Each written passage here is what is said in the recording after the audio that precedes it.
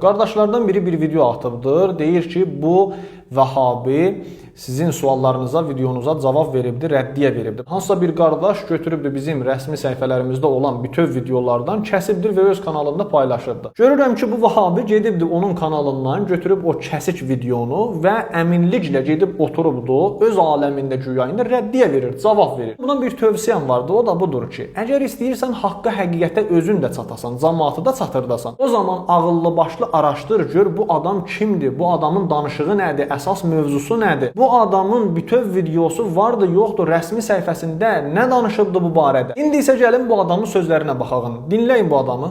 Bu kitab Əhl-i-Sünnətin bu mövzuda əsla nə qaynağıdır, nə də məsləridir. Əksinə, Əhl-i-Sünnətin belə mövzularda qaynağı İmam İbn Cərir Ət-Təbarinin tarix kitabı, İbn Kəsir Rahimehullahın Əl-Bidayə və Nihayə bu kimi kitablarıdır Əhl-i-Sünnətin belə mövzularda qaynağı. Gördüyünüz kimi bu adam deyir ki, Əl-İqdül Fərid kitabı bizim bu mövzuda əsas mənbələrdən, əsas qaynaqlardan, mötəbər mənbələrdən deyil. Bu mövzuda Təbərinin kitabına müraciət edirik, tarixinə, nə bilim, İbn Kəsirin Əl-Bidayə və Nihayə kitabına müraciət edirik. Cavabım budur. Əvvəla, sən əgər baxsaydın bizim bütöv videoda mən orada əsas mövzumu bəyan eləmişəm. Önəmli, mötəbər bir nömrəli kitablarınızdan orada dəlil gətirmişəm. Sən əgər bu cür iddialı adamsansa, ged ona cavab verirsən. Nəinki hansısa bir kəsik videoya gəlib burada cavab verəsən. Mən həmən bir nömrəli kitablarınız ki, Səhih Buxari və Səhih Müslimdir, Qur'ana qardaş tutursunuz. Həmən Səhih Buxari və Müslimdən dəlil gətirəndən sonra bu kitabları təqrib olaraq gətirmişəm onlara. Nəinki mən deyəm ki, bəli, bu mövzu ancaq bu kitablarda deyilibdir və səlam. Bu adam deyir ki, Təbəriyə, bizim bu mövzuda Təbəriyə müraciət edirik. Mötəbər mənbəimiz Təbəridir. Təbərinin tarixinə müraciət edirik 3-cü cildinə. Təhqiq Məhəmməd Əbulfəzl İbrahim eləyibdi. 2-ci növbədə çap olundu Darül Məarif bi Misr. 202-ci səhifəsinə müraciət edirik. Rəvayət tam səhihdir. Hər kəs də istəsə bunun sənədinin araşdırılmasını mənə desin və sənədlərin də elə sünni kitablarından özlərinə göstərir. Deməli burada deyir ki, Ömər ibn Xattab gəldi Həzrəti Əli əleyhissalamın evinə. Evin içində Təlhə və Zübeyir var idi. Və ricalun minəl mühacirin və mühacirlərdən böyük şəxsiyyətlər var idi içində. Ricalun minəl mühacirin, yəni bu ki, küçədə, bazarda balaca uşaqlar deyil. Yəni ki, böyük şəxsiyyətlər var idi mühacirlərdən Həzrəti Əli əleyhissalamın evində. Və Ömər ibn Xattab gəlir bu anda, and içir ki, yandıracam buranı sizin üstünüzə. Ya yandıracam buranı, ya da ki, siz gərək gəlib, çıxasız buradan və gedib Əbu Bəkr ilə beyət eləyəsiz. Ömər ibn Xattabın sözləri budur. Təkid eləyir neçə dənə. And içir. Lam hərfini gətirir. Nun səqilə hərfini gətirir. Burada neçə dənə təkid vardı ki, Ömər ibn Xattab burada təhdid eləyir.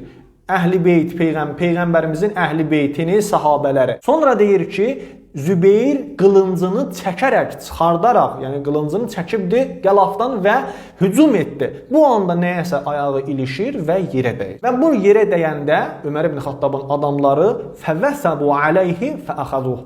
Ömər ibn Xattabın adamları tez ona hücum eləyir və onu tuturlar, saxlayırlar. Burada neçə dənə sual yaranır. Birinci sual.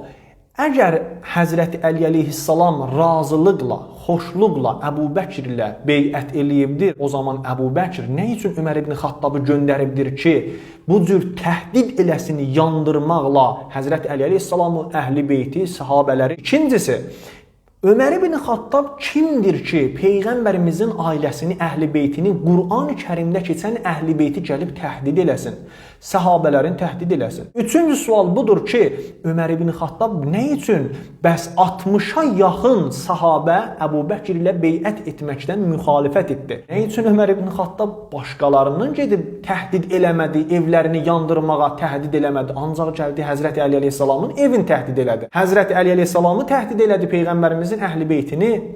Nə üçün? Bundan qeyridir ki, onlar bilirdilər ki, Həzrəti Əli əleyhissalam canişindir, imamdır, xəlifədir. Ona görə də gəliblər bu cür təhdid eləyirlər. Əgər burada xoşluq var idi, beyət etmək üçün xoşluq var idi, razılıq var idi, Zübeyir nə üçün qılıncını çıxardır çölə və hücum eləyir bunlara? Ayağı nəyəsə ilişib dəyir yerə və onlar da bunu tutur. Bu suallara cavab verin görək hələ. Bu rəvayətin sənədi tam səhihdir. Uzun olmasın deyə bu kitabların, rical kitablarının hamısı qarşımdadır deyə bilərəm. Uzun olmasın deyə keçirik bu adamın digər sözlərinə. İnsanlar gəlib beyət etdiyi zaman elə əvvəldən insanlarla bərabər Əli ibn Əbi Talib də beyət etdi. Hansı ki elə bu Əhlüsünnət mənbələrində olduğu kimi Şiələrin də mənbələrində keçir ki, Əhlüsünnət mənbələrində, səhih mənbələrində və müətəbər və Əhlüsünnət etibar etdiyi mənbələrdə, hətta Şiə mənbələrində belə göstərir ki, Əli ibn Əbi Talib radiyallahu anhu Əbu Bəkrə beyət etmişdi. Ən ilk beyət edənlərdən biri. Əhlüsünnət mənbələrində, hətta bir çox Şiə mənbələrində onu göstərir ki, Əli ibn Əbi Talib radiyallahu anhu Əbu Bəkr radiyallahu anhun xilafətindən razı idi və ilk beyət edənlərdən biri idi. Əli ibn Əbi Talib radiyallahu anhun gəlib Əbu Bəkrə elə işin əvvəlində beyət etməsi nəinki Əhlüsünnət mənbələrində, hətta Şiə mənbələrində belə mövcuddur. Biharul Ənvar kitabı 33-cü cild 568-ci səhifə. Bu adam 3 dəfə təkrar eləyir bu videosunda ki, Həzrəti Əli əleyhissalam ilk şəxslərdən idi ki, Əbu Bəkr ilə beyət elədi. Bunu sübut elə. Sübut elə ki, Həzrəti Əli əleyhissalam Əbu Bəkr ilə beyət eləyəndə ilk adamlardan idi. Bunu sübut elə. Bu adam yalan danışır. Səhih Buxari və Səhih Müslim bilmirəm çox bilir, yoxsa bu adam çox bilir. Səhih Buxari və Müslümü ki, Quran-ı Kərimə qardaş tuturlar bunlar. Səhih Buxaridə və Müslümdə gəlir ki, 6 ay beyət eləmədi. 6 ay fələm yubəyiu tilkəl əşhur. Orada deyir ki, Həzrət Fatimi Zəhra salamullah əleyha peyğəmbərimizdən 6 ay sonra həyat yaşadı. 6 ay ancaq yaşadı peyğəmbərimizdən sonra. Və deyir ki, fələm yubəyiu tilkəl əşhur və Həzrət Əli əleyhissalam 6 ay həmən yəni 6 ayı beyət eləmədi Əbu Bəkirdən. Həmçinin Həzrət Fatimi Zəhra salamullah əleyha. İndi bu adam nə cür bu yalan iddianı eləyir, mən başa düşmürəm, təəccüb eləyirəm. Bu adam ki, neçə dəfə təkrar eləyibdi, Həzrət Əli əleyhissalam ilk adamlardan olubdur ki, Əbu Bəkirlə beyət eləyə və gəlib yalancasına Biharul Ənvardan bir rəvayəti gətiribdi. Bu rəvayət əslində bu Vahabilərin, Sünnilərin, Əbu Bəkrin, Ömərin kökünü vurur. Bunların ziddi nədir əslində? Mənim əsas mövzumu bilməyərəkdən gəlib mənim haqqıma girib və deyirsən ki, bəli, rəvayətin bir tərəfini oxuyur, bir tərəfi qalır və halbuki mənim əsas mövzum, mənim sözüm heç onun ardında deyil. Oradakı Vahabilər danışır, sənin o qardaşların, Vahabi qardaşların danışır ki, heç etiraz belə olmadı. Mən ona cavab olaraq o sözləri gətirirəm ki, deyirəm ki, bəli, burada Buxari, Müslim burada deyir ki, 6 ay beyət olmadı. Amma sən gəlib burada rəvayəti tam cəhl eləyirsən. İstədiyin yeri biraz cızmaqara eləyib, rəyləyib, gəlib burada yalan satırsan millətə. Bu əslində bu rəvayət Sünnilərin, Vahabilərin, Əbu Bəkrin, Ömərin əleyhinədir, ziddinədir, kökünüzü vurur bu rəvayət. Bu rəvayətdə Həzrət Əli əleyhissalamın başına nə oyunlar gəlibdi, nələr olubdu o zamanda, onu danışır orada. Buyurur ki, Həzrət Peyğəmbərimiz sallallahu aleyhi və səlləm dünyadan köçdü və bu müsibət ağır gəldi insanlara, müsəlmanlara, onun qızına. Və bundan sonra əmri təsahüb eləmək üçün, yəni imamət və xilafət üstündə ixtilaf elədilər.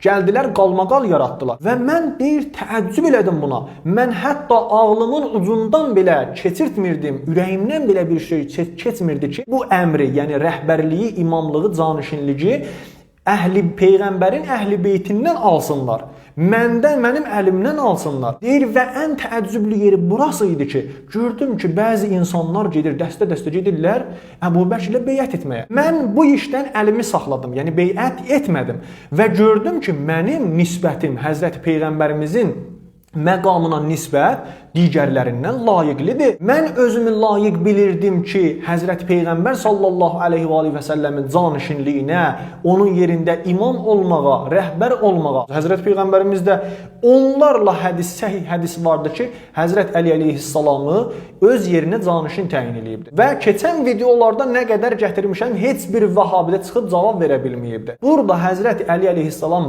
davam eləyir və buyurur ki, mən gördüm, mən beyət eləmədim Əbu Bəkirlə və bir neçə andan sonra gördüm ki, cəmaat dəstə-dəstə dindən çıxır. Gördüm ki, din təhlükəyə düşübdür, İslam dini. Cəmaat da, yəni İslam əhli, İslam ümməti də aradan gedir. Buna görə də gəldim və naçar qalaraq beyət elədim. Naçar qalaraq beyət elədim. Əslində Həzrəti Əli əleyhissalam burada naçarlığından danışır, iztirar halətindən danışır burada. Nəinki xoşluqla gedib orada Əbu Bəkir ilə beyət eləyə. Sən ki iddia eləyirsən Həzrəti Əli əleyhissalam ilk adamlardan idi ki, Əbu Bəkir ilə beyət eləyə, sübut elə.